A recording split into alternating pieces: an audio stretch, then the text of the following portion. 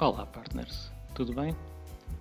Vamos lá então ao resumo semanal dos nossos investimentos. Como já é habitual, vamos começar por dar uma espreitadela ao comportamento dos mercados nesta semana e começamos com o S&P 500. Esta semana eu diria que se dividiu em duas partes distintas. O início de semana ser marcado por quedas, sobretudo na segunda-feira com quedas bastante expressivas, na terça e na quarta também a prosseguirem, mas com uma menor dimensão, e depois na parte final da semana, quinta e sexta-feira, a registarem-se algumas recuperações, sendo que no cômputo geral da semana acabou por haver, digamos que, um resultado global negativo. No caso do S&P 500, uma descida de cerca de meio ponto percentual. A semana foi muito marcada por apresentações de resultados. Prossegue a época de apresentação de resultados e, portanto, muitas empresas do índice apresentaram resultados na presente semana e, de alguma maneira, o mercado foi reagindo a esses mesmos resultados, enfim, de uma forma positiva em alguns casos e penalizando resultados menos bons nos casos em que isso ocorreu. Portanto, em relação ao S&P 500, uma descida de meio ponto percentual. Se olharmos agora para o Dow Jones, um comportamento também bastante semelhante, mas a apresentar uma amplitude de queda superior. Acabou por descer nestes 5 dias em torno de 1%, portanto o dobro daquela que foi a perda acumulada na semana por parte do índice S&P 500. Em relação ao Nasdaq, tivemos um comportamento também ele de descida. Dos três é o que apresenta uma descida acumulada na semana superior, 1,1%, mas foi um pouco mais estável, mais constante, se quisermos assim, nas descidas, ou seja, não houve tantos picos num e noutro sentido, portanto, digamos que foi mais contido nas suas variações e foi mais constante, uma descida um pouco mais constante. Portanto, a semana então a ficar marcada por descida nos mercados, mais evidente no Dow Jones e no Nasdaq, cerca de metade da amplitude de descida no caso do S&P 500. A época de resultados vai prosseguir e nesta próxima semana vamos ter mais um conjunto alargado de empresas a apresentar os seus resultados do terceiro trimestre, associados aos acontecimentos e às notícias relacionadas com, enfim, a situação de política interna nos Estados Unidos e da evolução da situação económica.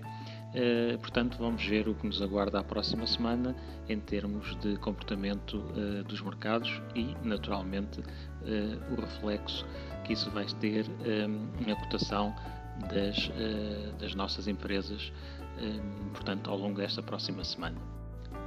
Costumamos igualmente observar a evolução da cotação do par de moedas euro-dólar e, curiosamente, nestes últimos 5 dias, podemos observar uma nova inversão de tendência face àquilo que se passou na semana anterior. Ou seja, esta semana temos novamente uma situação de valorização do euro face ao dólar. Tinha sido assim há 2 semanas atrás. Na semana seguinte a situação inverteu-se e agora voltou a alterar-se e, portanto, nesta última semana o euro começou a cotar aqui na casa de $1,17 e terminou a semana a 1,18,6. 1,1863, portanto temos aqui cerca de 1,5 cêntimo de valorização ao longo destes últimos 5 dias. Em termos percentuais, traduz-se numa valorização na casa de 1,2%. Bom, já temos falado sobre esta matéria.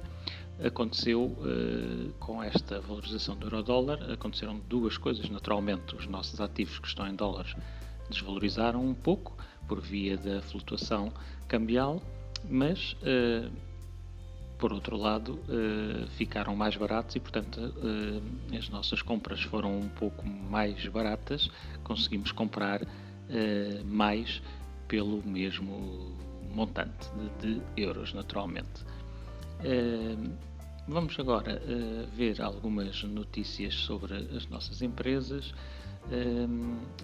que foram divulgadas nesta semana. Começamos com a IBM e a notícia que destaco aqui é a apresentação de resultados da IBM. Foram apresentados nesta semana os resultados relativos ao terceiro trimestre de 2020 e a IBM reportou uma receita de 17,6 mil milhões de dólares e uns ganhos por ação non-GAAP, portanto, o GAAP são os princípios contabilísticos geralmente aceitos, aqui são os ganhos non-GAAP de 2,58 $. O mercado reagiu naturalmente a estes resultados e não reagiu de forma muito favorável. Os dois principais pontos de destaque nesta apresentação de resultados em termos favoráveis, na minha opinião, são, por um lado, aqui o Free Cash Flow de 10,8 mil milhões de dólares, é de facto um montante muito significativo em Free Cash Flow e de facto a receita de Cloud Business com um crescimento de 19%, portanto é de facto uma área nuclear dos negócios da IBM e a crescer de forma significativa e com de facto um valor de receita nos últimos 12 meses de 24 mil milhões de dólares. De facto, estes números não agradaram totalmente o mercado e isso acabou por se refletir na cotação do título. Na realidade, o que estava previsto, de facto, era, em termos de ganhos por ação non-GAAP, os 2,58 $, foram de facto em linha com aquilo que estava previsto, mas em termos de ganhos por ação em GAAP, ficou de facto aquém do previsto em 19 cêntimos de dólar. O resultado foi de 1,89 $ e estavam previstos mais 19 cêntimos. Uma das coisas que mais penalizou a cotação e a reação do mercado a esta apresentação de resultados foi o facto da receita, embora sendo de facto de 17,56 mil milhões de dólares, teve uma queda face ao período homólogo de 2,6%. Embora esta queda de alguma maneira fosse esperada, a verdade é que é a terceira apresentação consecutiva de resultados em que as receitas da IBM decresceram. E de facto o mercado não reagiu de forma muito agradável a esta terceira apresentação consecutiva com uma quebra nas receitas. Pronto, foram os resultados da IBM. Também apresentou resultados esta semana a Coca-Cola e a Coca-Cola tem aqui como destaque basicamente melhor do que o esperado os Organic Revenues, que caíram 6% e o mercado esperava que a queda fosse superior, e apresentaram de facto uns ganhos por ação de 55 cêntimos de dólar, que foram, digamos que, bem tolerados pelo mercado. Na realidade, o que nós podemos constatar é que estes ganhos por ação de 55 cêntimos de dólar, ganhos non-GAAP, acabaram por bater as expectativas de mercado em 9 cêntimos. No entanto, os ganhos por ação GAAP ficaram a 6 cêntimos aquém daquilo que se esperava. Portanto, os 40 cêntimos falharam, no fundo, as expectativas por 6 cêntimos. A receita foi de 8,7 mil milhões de dólares, uma queda de 8,4% face ao período homólogo, mas ainda assim 330 milhões de dólares acima daquilo que era esperado. O tal Organic Revenue, uma queda de 6%, foi visto de alguma maneira de forma positiva, porque se esperaria uma queda muito maior, na casa dos 8,5%. Portanto, apesar de tudo, os resultados da Coca-Cola foram um pouco melhor recebidos pelo mercado do que os da IBM, na leitura que foi feita pelos investidores. Ainda relativamente à apresentação de resultados, tivemos nas nossas empresas a AT&T, e a AT&T de alguma maneira impressionou favoravelmente os investidores, com resultados um pouco melhores do que aquilo que seria esperado. Temos aqui uma receita no terceiro trimestre de 2020 de 42,3 mil milhões de dólares, a baixar naturalmente em relação ao período homólogo do passado ano, de 44,6. A queda não é muito significativa. Os ganhos por ação, também ajustados, portanto non-GAAP, foram de 76 cêntimos de dólar, caíram de 94 no período homólogo para 76 agora. No entanto, uma melhoria muito significativa ao nível do Free Cash Flow, passou de 6,2 mil milhões para 8,3 mil milhões, e este foi um dos aspectos muito apreciado e destacado na apresentação de resultados. Portanto, há realmente quebras em relação ao período homólogo, está a haver naturalmente com todas as empresas, ou quase todas. Aqui os ganhos por ação, digamos, os ganhos GAAP foram de 39 cêntimos face aos 50 que tinham sido no passado ano, no período homólogo, e os ganhos ajustados, os ganhos non-GAAP, passaram então dos 94 para os 76, como já vimos. É aqui curioso a estimativa do impacto que a situação da pandemia teve nos resultados, em que eles apresentam aqui como tendo havido um impacto negativo de 21 cêntimos por ação, nos ganhos por ação. E de facto, também destacar que estas receitas de 42,3 mil milhões vieram muito de uma melhoria ao nível dos contratos, digamos assim, telefónicos, não é? Das assinaturas de telefone, das comunicações, e também de novas assinaturas no serviço de streaming do HBO e do HBO Max. O CEO da empresa destacou de facto a questão do Free Cash Flow de 8,3 mil milhões, que dá um acumulado este ano até agora de 19,8 mil milhões, e isto é importante no sentido da cobertura do pagamento de dividendo. Portanto, o chamado payout ratio está, com base neste free cash flow, nos 57%, o que é muito bom e dá uma segurança muito boa ao pagamento do dividendo, e o que eles esperam é ter, de facto, no final do ano, um free cash flow total dos 26 mil milhões, e que punha este payout ratio na ordem dos 50%. Portanto, isto são muito boas notícias para os investidores, sobretudo porque dá bastante segurança ao dividendo. De facto, em termos daquilo que era esperado, os ganhos por ação non-GAAP de 76 cêntimos ficaram em linha com as expectativas. Os ganhos GAAP ficaram aquém por 12 cêntimos, os 39 ficaram 12 cêntimos abaixo do que era esperado.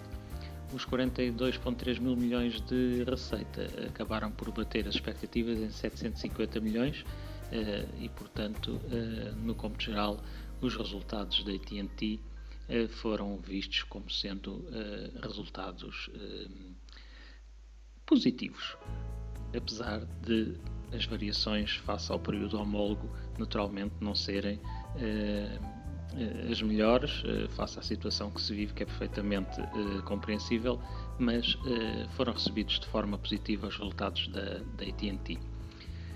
Bom, passadas aqui em revista as notícias da semana, vamos agora ver as nossas aquisições nesta semana. Em termos de aquisições, aproveitando aqui um pouco as descidas que ocorreram no mercado, sobretudo até ao início da segunda metade da semana, e as cotações refletiam ainda essa descida acumulada nos primeiros 3 dias da semana, e também o tal facto de o dólar se ter desvalorizado face ao euro. No cômputo geral, acabámos por conseguir comprar um bocadinho mais de títulos do que na semana anterior.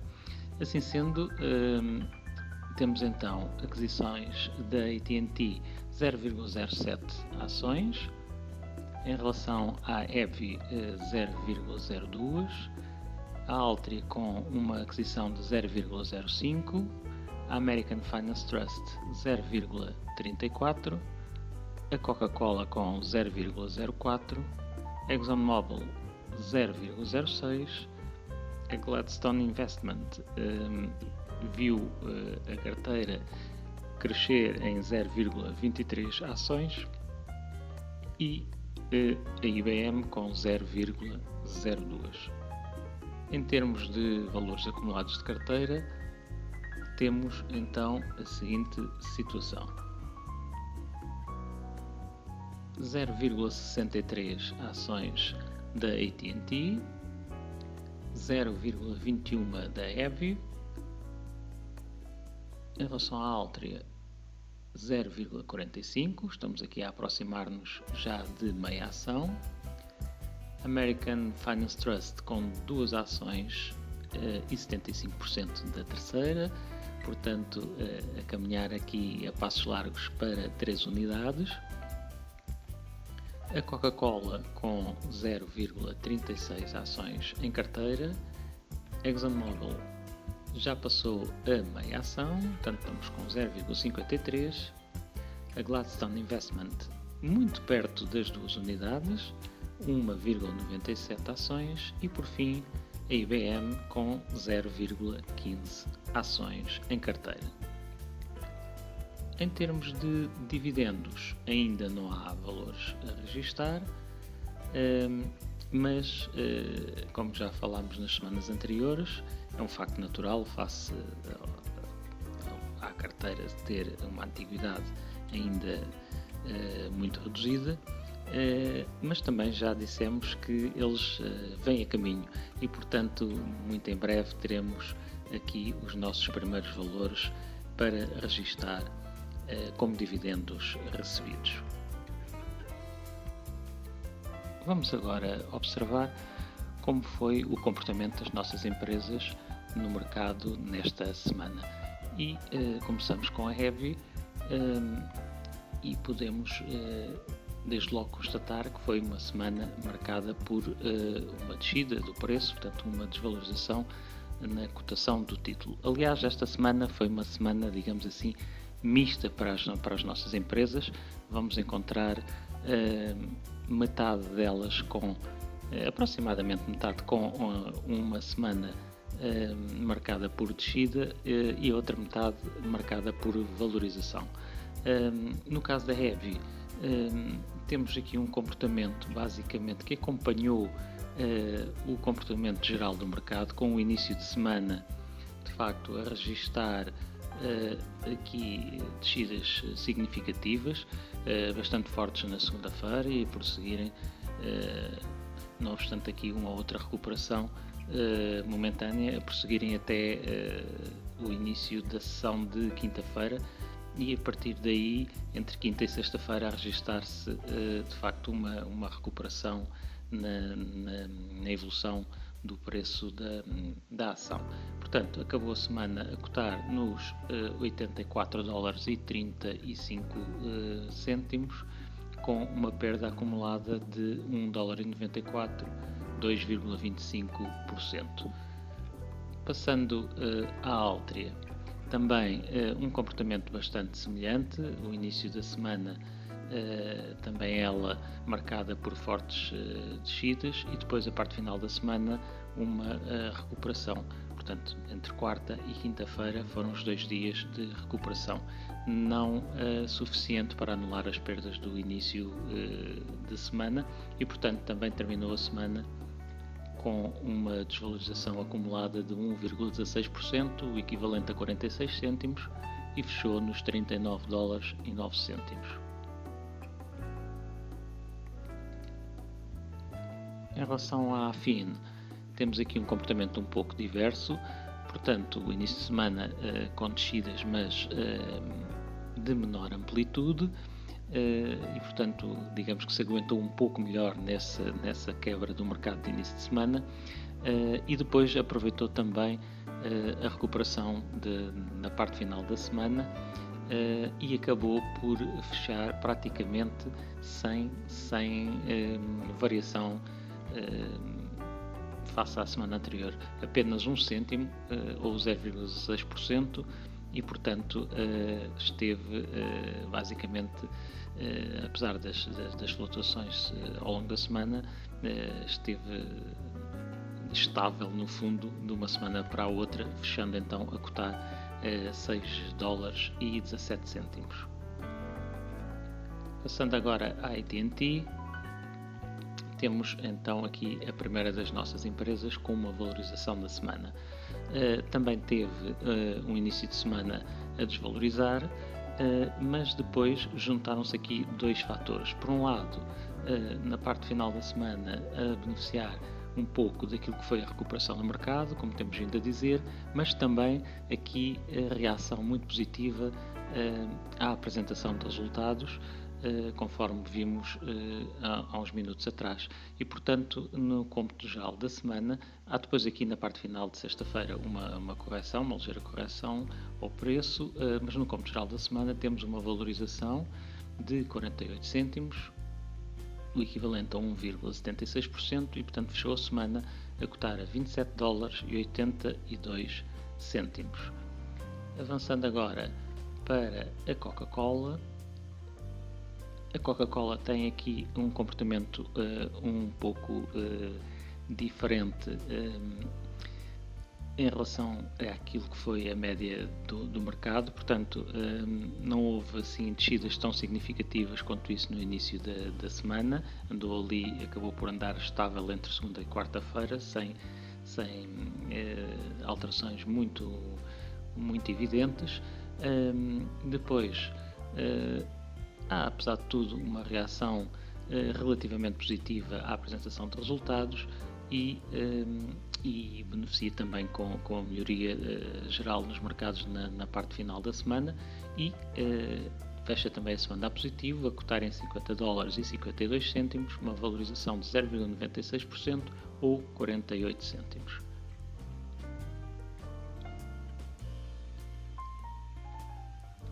Passando agora em revista o comportamento da ExxonMobil, um pouco semelhante à Coca-Cola na parte inicial da semana, mas na parte final da semana, além digamos que da melhoria das condições globais do mercado, teve também uma melhoria específica relativamente ao próprio título e, portanto, a amplitude dos seus ganhos na parte final da semana é um bocadinho superior àquilo que foi a média do mercado e acabou por permitir terminar a semana no positivo, a cotar em 34 dólares a 7 cêntimos, ligeiramente positivo, é certo, mas foram 6 cêntimos de valorização acumulada, ou 0,18%. Depois, em relação à Gladstone Investment, temos também aqui uma semana marcada por quedas e não beneficiando muito da melhoria da parte final da semana, ou pelo menos não o suficiente para ter ficado com a semana a positivo e depois, aliás, mesmo na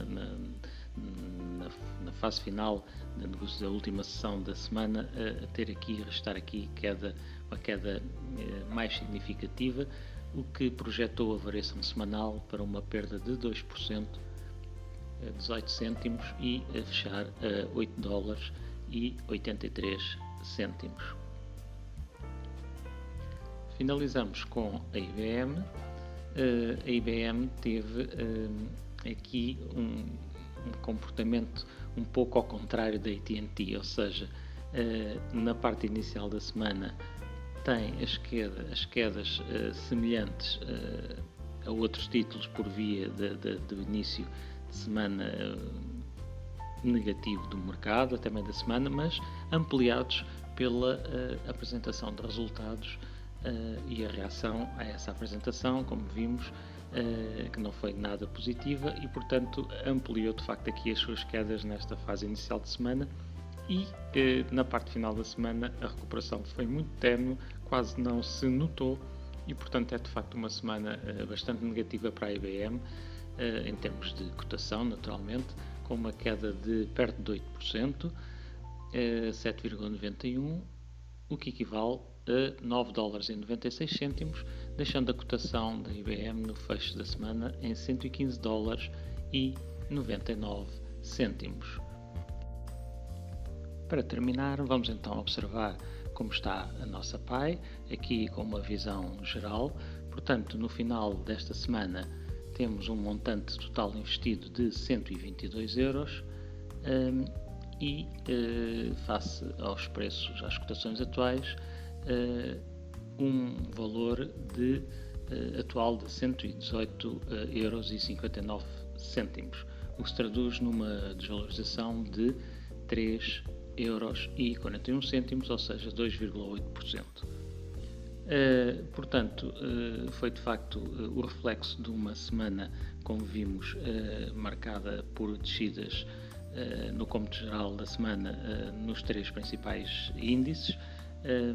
A nossa desvalorização aqui está bastante influenciada pela situação da IBM face à semana anterior, de facto uma desvalorização acumulada na semana bastante significativa e a traduzir-se então aqui neste resultado de 2,8%. O nosso objetivo é o rendimento, uma carteira de buy and hold, uma carteira de longo prazo, e o nosso foco é a obtenção de rendimento por via da distribuição de dividendos e não a preocupação com o valor no curto prazo, o valor dos títulos.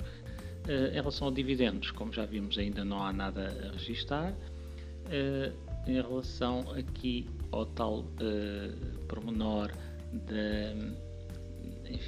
do caminho a percorrer para o target dos 10 mil euros, face ao valor atual da carteira, temos 1,19% do caminho percorrido.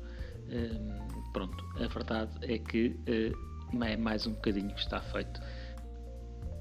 Vamos agora observar como estão os investimentos, cada um dos investimentos dentro da nossa PAI.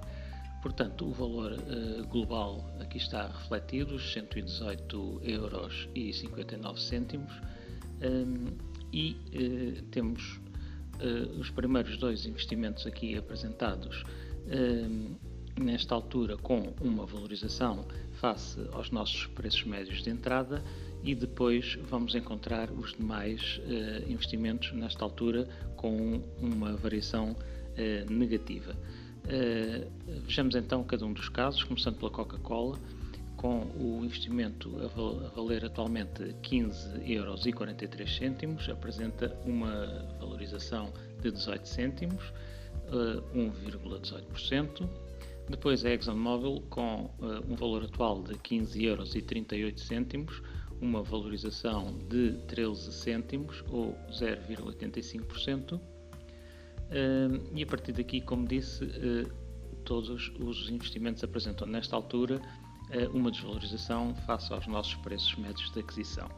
AT&T a valer 14,85€. Eles estão ordenados por ordem decrescente do valor atual. Portanto, a AT&T a apresentar então uma desvalorização de 40 cêntimos, 2,6%. A EBI com um valor atual de 14,68€, com uma desvalorização acumulada de 57 cêntimos, 3,7%. Depois a IBM com um valor atual de 14,35€, uma desvalorização de 90 cêntimos, ou 5,9%, e aqui notar-se de facto uma diferença mais significativa, em termos relativos, naturalmente, face à situação da passada semana, e que influenciou muito o comportamental da carteira em termos de valor atual, mas naturalmente, como já dissemos há pouco, não é nada que nos deva por agora preocupar, e portanto, enquanto estivermos compradores, e como temos dito em vídeos anteriores, esperamos estar por muitos e bons tempos, estes momentos de desvalorização são ótimas oportunidades para obtermos melhores pontos de entrada. A Altria, então, com um valor atual de 14,99€, a apresentar uma desvalorização de 0,26€, ou 26 cêntimos, 1,7%. A Gladstone Investment a valer 14,64€, com uma desvalorização acumulada de 61 cêntimos, ou 4%.